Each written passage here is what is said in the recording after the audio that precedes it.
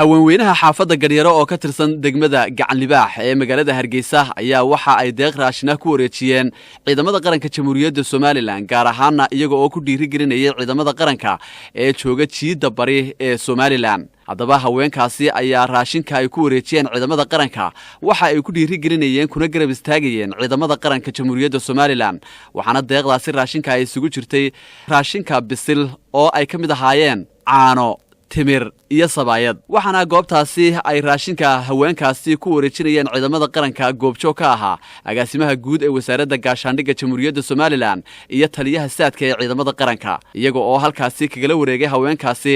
kuna booriyay in dadweynuhu ay ka qayb qaataan in ay taageeraan ciidamada qaranka meel kasta oo ay joogaanba haweenkaasi ayaa waxa ay sheegeen in ay mar walba garab taagan yihiin ciidamada qaranka Jamhuuriyadda Soomaaliland ee ku sugan guud ahaanba xuduudaha waddanka si ay u difaacaan dalkooda Jamhuuriyadda Soomaaliland haddaba agaasimaha guud ee wasaaradda gaashaandhigga iyo taliyaha saadka ee ciidamada qaranka oo haweenkaasi kala wareegay iyo qaar ka mid ah haweenweynaha ciidamada ku wareejiyay raashinkaasi kala duwan ee ay ugu tala galeen ciidamada qarankaba waxa hadaladoodii ka mid ahaa guuliyo garba walaag taaganahay mar walba inaan guuleysanaanu jecelahay guul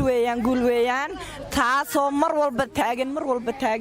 taagan oo kala goys lahayn ayaanu soo wadayn mar walaal kastoonu garab joognaa farmaajo iyo Puntland waxaan u diraynaa wadankaaga adiga xore wadankaagana ka taliwaan ku yiri Soomaaliya waxba kaaga ma baahnee bismillaahir rahmaanir rahiim ilaahay waxaynu ka baryaynaa wixii cadawayno ilaahay naga qabto dooran mayno inuu ilaahay noo dooran mayno allah inoo dooro ninka soo buaya dhig muslimku soo baayana allah inaga qabti wata